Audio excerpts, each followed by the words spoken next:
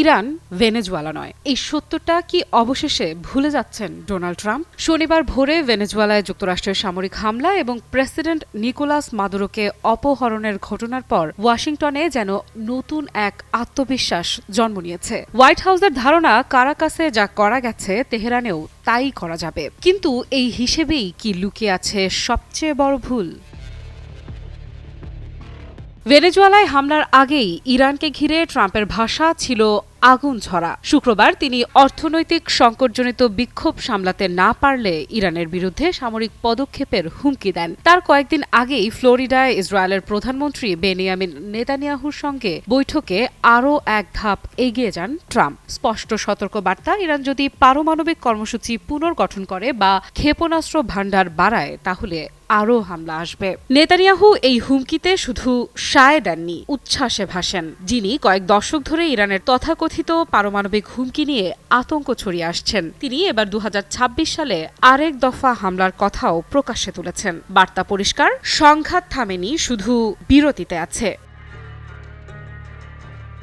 গত বছর জুনে ট্রাম্প কার্যত নেতানিয়াহুকে ইরানের বিরুদ্ধে যুদ্ধ চালানোর খোলা ছাড়পত্র দেন। টানা 12 দিন ইসরায়েলি বোমা বর্ষণে নারী ও শিশুসহ 1000-এর বেশি মানুষ নিহত হয়। যুক্তরাষ্ট্রও তাতে যোগ দেয়। ইরানের 3টি পারমাণবিক স্থাপনায় সরাসরি হামলা চালায়। ধারণা ছিল আগুন আর ইস্পাতেই ইরানের মেরুদণ্ড ভেঙে পড়বে।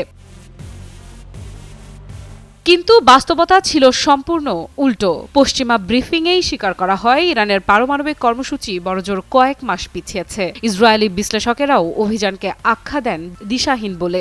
এরই মধ্যে ইরানের ক্ষেপণাস্ত্র ইসরায়েলের প্রতিরক্ষা ভেদ করে কৌশলগত লক্ষ্যবস্তুতে আঘাত হানে। তেল আবিব পিছু হটতে বাধ্য হয়। ওয়াশিংটন ও কাতারের মধ্যস্থতায় হওয়া যুদ্ধবিরতি শান্তি নয়, ছিল কূটনীতির মোড়কে মোড়ানো সাদা পতাকা। সবচেয়ে বড় ধাক্কা আসে ভেতর থেকে। সরকারের বিরুদ্ধে দাঁড়ানোর বদলে ইরানি জনগণ আরও ঐক্যবদ্ধ হয়। শোক রূপ নেয় দৃঢ়তায়, ক্ষোভ পরিণত হয় সংকল্পে। প্রবাদ আছে, চাপই হীরার জন্ম দেয়। এই যুদ্ধ ইরানকে ভাঙেনি, বরং আরও কঠিন করেছে।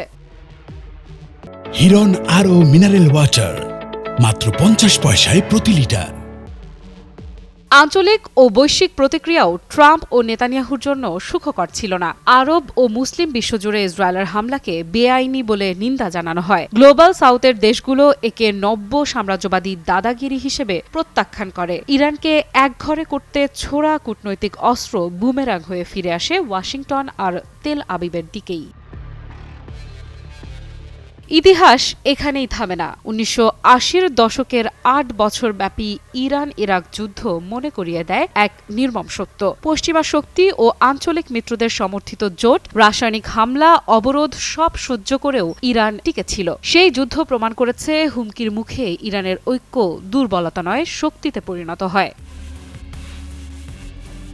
ভেনেজুয়েলায় সাফল্যে উস্কে উঠে ট্রাম্প হয়তো ইরানে একই দৃশ্য কল্পনা করছেন। নেতানিয়াহু বহুদিন ধরেই সেই আগুনে ঘি ঢালছেন। কিন্তু একটি ফরাসি প্রবাদ তারা ভুলে যাচ্ছেন, সিংহের লেজ নিয়ে খেলো না।